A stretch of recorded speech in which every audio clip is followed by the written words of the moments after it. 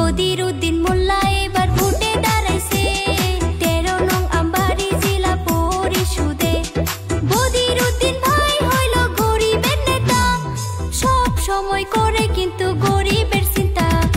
বদিরউদ্দিন মোল্লা এবার ভোটে দাঁড়াইছে 13 নং আমবাড়ি জেলা পরিষদে।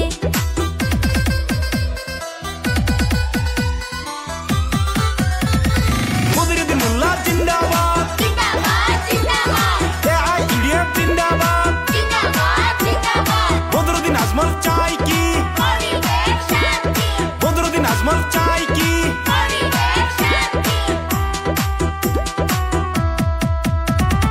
আছেন যত দেশবাসী চাচি, বদির বাইকে ভোট দিলে হইবে উন্নতি।